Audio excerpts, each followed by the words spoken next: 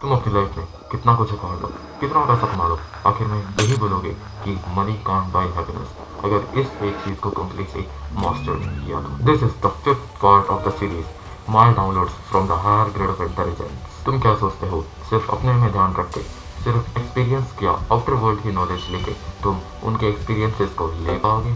Obviously नहीं। इसलिए तुम्हें अपने इंट्यूशन को जगाना होगा। फिर सक्सेस अचीव करना तो रोज का खेल होगा, क्योंकि तुम्हारे पास वो नॉलेज होगी जिसके लिए आज के मिलियनेयर्स मरते फिरते हैं, लेकिन आखिर में यही बोलते हैं कि मनी कांट बाय हैप्पीनेस। अगर ऐसा ही होता तो गरीबी एक प्रॉब्लम क्यों है? अगर तुम इस दुनिया को देखकर भी बोलते हो कि कोई क्रिएटर नहीं है, then you are blind, metaphorically. लेकिन वो कोई एंटिटी या गॉड नहीं है, वो बस एल्गोरिदम्स हैं।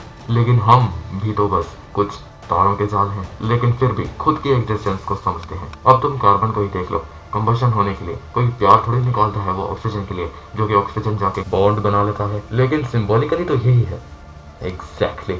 देर is no entity like God, there is a pattern manager machine. जरा डीपली सोचो, या फिर बस हमारे दिमाग के कुछ तार हिल जाएं तो हम मेल फंक्शन करने लगते हैं।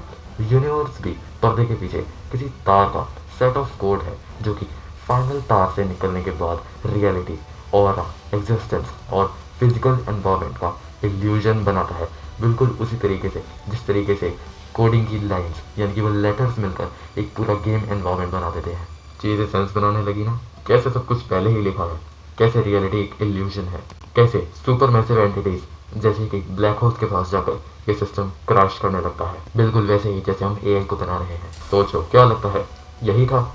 ये तो नॉलेज एंड एनलाइटनमेंट का चुल्लू भर भी नहीं है। अब ऐसी नॉलेज लेने के लिए तुम अभी इसी वक्त जिस भी पोजीशन में बैठे हो अभी स्टार्ट कर सकते हो। सिंपल फंडा है। फर्स्ट स्टेप है कि तुम अपनी गट फीलिंग्स को फोकस में लाओ, फिर वो एंटिटीज अपने आप ही तुमसे कम्युनिकेट करने लगेंगी। आखिर वो एंटिटीज एक हायर डायमेंशन के बींग्स है। मे भी हो सकता है वो फोर्थ डायमेंशन हो, मे भी हो सकता है वो फिफ्थ डायमेंशन है, maybe 11th dimension. We don't know it yet.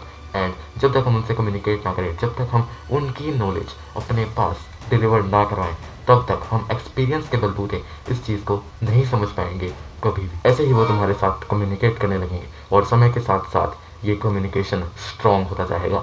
जैसे तुम अपनी गट फीलिंग्स को, अपने दिमाग में आए रैंडम इंटेंशंस को, जो कि वो सिचुएशन से लिंक ही ना बनाते हो, ऐसा लग रहा हो कि ये चीज़ कैसे हो सकती है, आसपास कोई लिंक नहीं आपको नजर आ रहा, किसी भी तरीके से आप उसे जस्टिफाई ना कर पाए हो, that is the signal. Video बहुत लंबी हो गई है, बाकी फ्रेंड्स के लिए फॉलो कर लो और बाकी लोगों को भी जागरूक करने के लिए अपने चाहिए को इसे फॉरवर्ड कर दो। रीच कम है, दोबारा नहीं मिलूंगा, इसलिए फॉलो कर लो।